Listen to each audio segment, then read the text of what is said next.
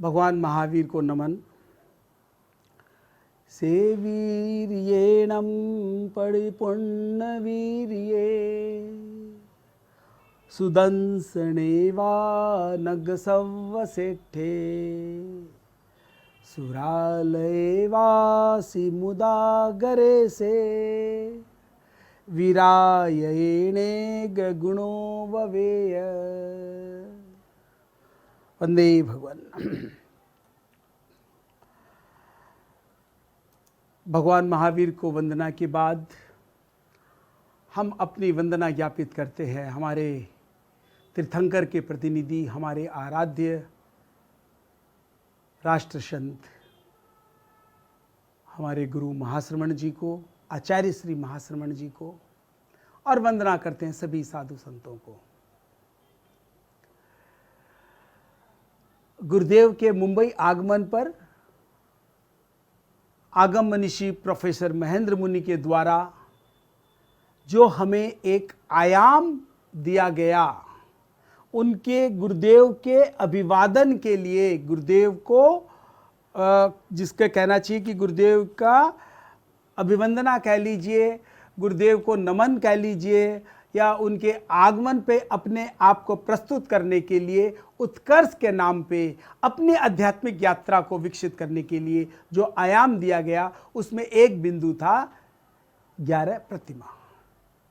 और सिद्ध मुनि ने बड़ी मेहनत करके इन बिंदुओं का एक रूपरेखा तैयार की और मुझे बताया गया कि इन 11 प्रतिमाओं के बारे में हम थोड़ी सी चर्चा करें, आपको इसका स्वाद चखा दे कि 11 प्रतिमा क्या क्या होती है। भगवान महावीर के जैसे 10 प्रमुख शिष्य थे जो ये 12 व्रत और 11 प्रतिमा धारण करके ही एकावतारी बन गए। आज सब पहले देवलोक में हैं, उनका नाम हमारे आगमों में आता है, उपासक दशांग के आगम में आता है। तो वैसे ही क्या हम अपनी आध्यात्मिक यात्रा इस 11 प्रतिमाओं के द्वारा नहीं प्रारंभ कर सकते? क्या हम समणोपासक नहीं बन सकते? क्या हमारे जीवन में इन प्रतिमाओं का कोई स्थान नहीं? आइए आज संकल्पित हो कि अगर हमारी तरफ से हमारे गुरुदेव को कोई भी अभिवंदना देनी है, उनके सत्कार के लिए अपने आप को प्रस्तुत करना है, इस महायुग में अगर आहुति देनी है तो आहुति होगी, हम सब की होगी कि ऐसा दिन आए कि हर व्यक्ति मुंबई वासी प्रतिमाधारी श्रावक कहलाए, चाहे पहली प्रतिमाधारी हो चाहे 11 की 11 प्रतिमाधारी हो। हमने पहली प्रतिमा की चर्चा पिछले सेशन में की थी। आज हम चर्चा करेंगे दूसरी और तीसरी प्रतिमाओं का, कि दूसरी प्रतिमा क्या है जो हमारा मार्ग प्रशस्त करती है, जो हमारे आध्यात्मिक मार्ग को आगे ले जाती है। तो दूसरी प्रतिमा जानी समझी हुई, लेकिन उसका एक विशेष रूप में प्रस्तुत होता है जिसका नाम है व्रत प्रतिमा।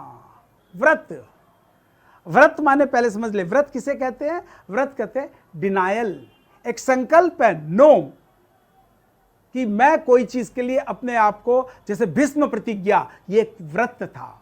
जगह जैसे हमारे जो साधु साध्वी होते हैं, ये जो छठे गुण स्थान में हैं, ये महाव्रत का पालन करते हैं। हमने श्रावक के रूप में 12 व्रत को सुना है, 12 व्रत पालन भी किया है, अणुव्रत को सुना है, लेकिन अब ये व्रत प्रतिमाएं में क्या क्या चीज आती है, आइए इसका अपने थोड़ी सी चर्चा कर लेते हैं। ये देखिए, व्रत प्रतिमा कालमान 2 मास का, क्योंकि दूसरी प्रतिमा है, हर प्रतिमा जिस संवर की होती है उतना उसका कालमान रखा गया है। मतलब कालमान माने उसको उतने पीरियड तक एक अभ्यास सेशन, जैसे फर्स्ट सेशन, ये सेकंड सेशन 2 महीने का है कि 2 महीने तक इसको हम अभ्यास करके देखें। और इसमें व्रत में सबसे पहले वही आते हैं जो हमारे 12 व्रत आते हैं, उन्हीं 12 व्रतों का विशेषतः इसका प्रयोग किया जाता है, जिसका नाम जैसे मैं बोल दूं स्थूल प्राणातिपात, जो हमारे अहिंसा व्रत से कनेक्टेड है, स्थूल मृषावाद जो हमारे सत्य से कनेक्टेड है, स्थूल अदत्ता दान जो अचौर्य से कनेक्टेड है, और फिर जो चौथा व्रत जो होता है ब्रह्मचर्य, इसमें हम कहते हैं सदार संतोष। क्योंकि हम गृहस्थ में हैं, श्रावक हैं, पूर्णतया ब्रह्मचर्य का पालन नहीं कर सकते, तो हमारे लिए विधान बनाया गया स्वदार संतोष का। और पांचवा जो अपरिग्रह से कनेक्टेड है, अपरिग्रह शब्द को के लिए अपने आप को प्रेषित करते हैं, जिसको हम कहते हैं इच्छा परिमाण है। तो ये सबसे पहले पांच अणुव्रत। तो जो व्रत प्रतिमा धारण करता है, सबसे पहले अपने जीवन में ये 12 व्रत जो धारण किया हुआ है, इनका एक एडवांस रूप, यानी इसको अब धारण करता है।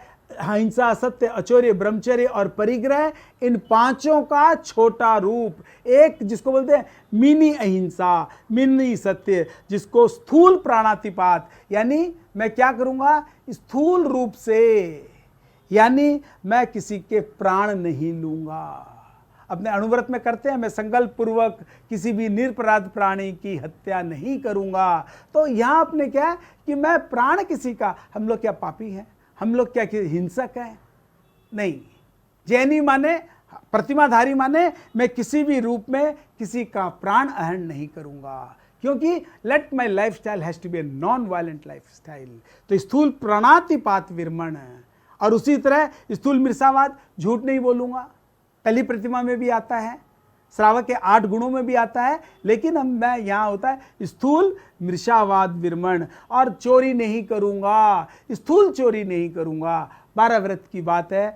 अदत्ता दान में कहते हैं स्थूल अदत्ता दान। और जहाँ चौथे व्रत की बात है, जब चूंकि मैं श्रावक हूँ, चूंकि मैं साधक हूँ, अभी तक 5वें वो क्या कहते हैं मुनि दीक्षा नहीं आई है, तो मैं स्वदार संतोष अपने से विवाहित स्त्री या पुरुष के साथ ही संभोग करूंगा। और उसकी भी सीमाकरण कि तिथियों को टालूंगा, दिन का समय टालूंगा, जितना जितना हो सके अब्रह्मचर्य का सीमाकरण करूंगा और इच्छाओं का भी सीमाकरण करूंगा। और ये सारा चीज जो भी है, ये मैं अपने जीवन में धीरे धीरे इस व्रत चेतना के विकास को डेवलप करूंगा।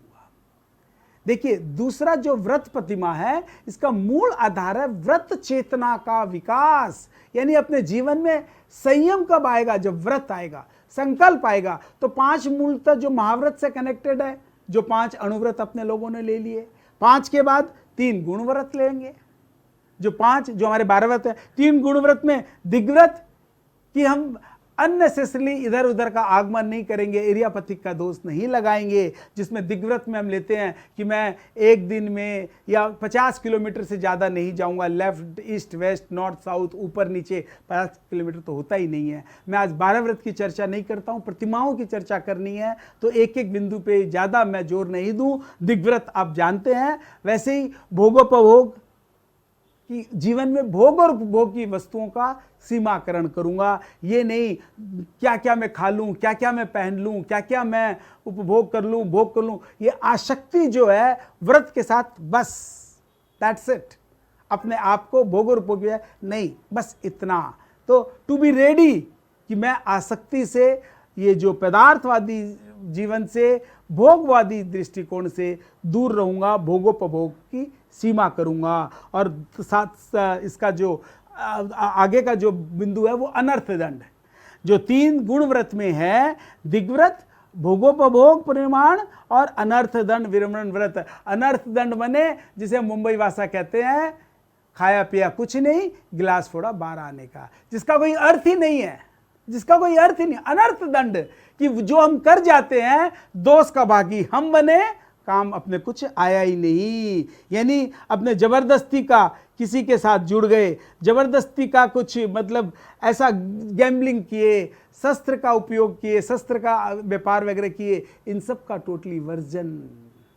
तो ये सब हमारे इसमें किस में आते हैं कि दूसरे के अहित का चिंतन नहीं करूंगा, ये अनर्थ दंड में आते हैं। और अब आगे चलें तो 4 शिक्षा व्रत, जैसे हम 12 व्रत में बोलते थे, 5 अणुव्रत, 3 गुणव्रत और 4 शिक्षा व्रत। और 4 शिक्षा व्रत में सामायिक, और सामायिक के साथ ये आ गया आपके 4 देशोवसाक व्रत, पोषोदोपवास व्रत और यथासंभव व्रत।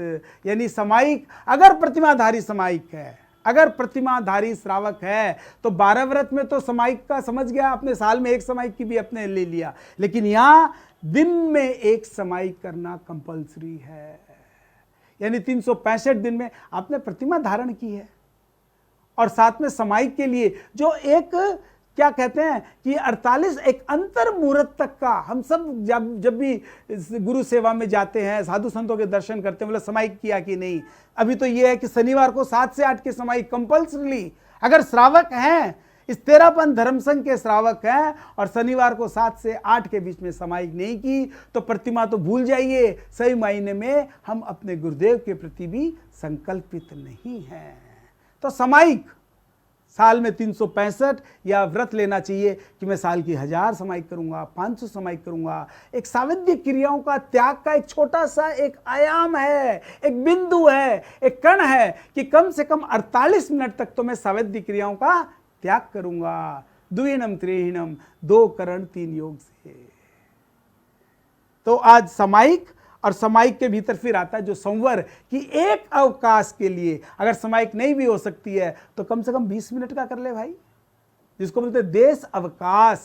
थोड़ा भी अवकाश मिले तो मैं सावित्रिक क्रियाओं का त्याग तो कर सकता हूं। हम नहीं करते हैं, लेकिन चूंकि संकल्पित नहीं है, दोष लगा रहता है। 12 व्रत की जब मैं चर्चा करता हूं तो यही बताता हूं कि अगर व्रत नहीं है तो संघाती है और अव्रत का दोष लगते रहते हैं। अगर दूसरे के जुर्म का जुर्माना आप नहीं भरना चाहते, जो समुद्र जैसे पाप का आप कटोरे में लाना चाहते हो, तो 12 व्रत तो धारण करना ही है। प्रतिमाधारी स्वारक बन जाओ, पूरे समुद्र का जो पाप है वो कटोरे में आ जाएगा। यात्रा बड़ी डिफाइंड हो जाएगी, जीवन प्रशस्त हो जाएगा, मार्ग खुल जाएगा। तो देशावकाशिक व्रत जिसको संवर के नाम से हम जाते हैं, और पोषोदोपवास।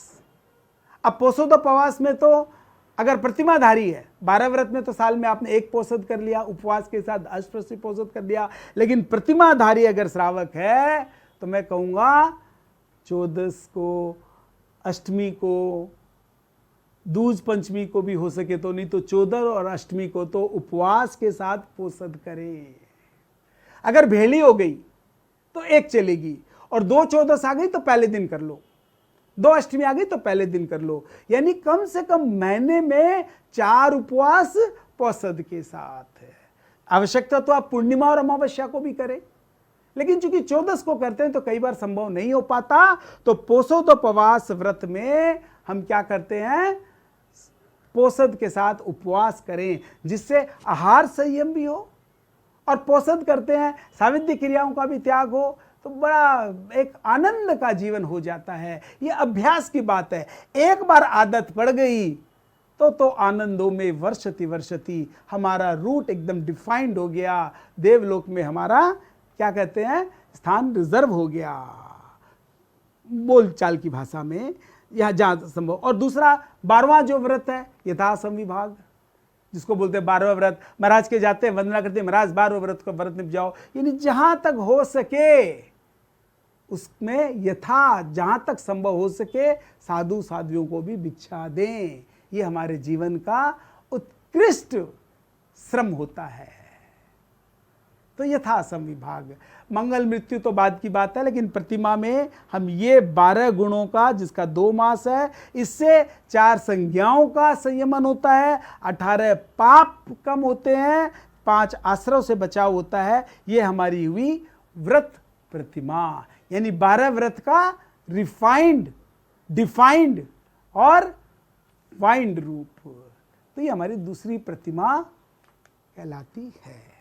आइए तीसरी प्रतिमा को फटाक से इसमें कवर करें। तीसरी प्रतिमा हमारी आती है व्रत प्रतिमा में, जो इसी का भाग बन के आ चुका है, वो है सामायिक प्रतिमा। प्रश्न उठता है कि जब दूसरे प्रतिमा में सामायिक तो आ गया 12 व्रत के रूप में, तो तीसरी प्रतिमा को सामायिक प्रतिमा के रूप में अलग क्यों बताया गया? क्योंकि इसका एक अलग कालमान बना दिया गया 3 मास का, और इसमें क्या है, द्रव्य और भाव से संयुक्त होकर, ममता को छोड़कर उस सामायिक को मोर डिफाइंड किया गया कि सामायिक में हम करें क्या। सामायिक माने समता का जीवन, सावध्य क्रियों का त्याग। हम जो करते हैं ना, करेमी भंते समायंग सावजंग जोगम पचखामी, इसका अर्थ समझें।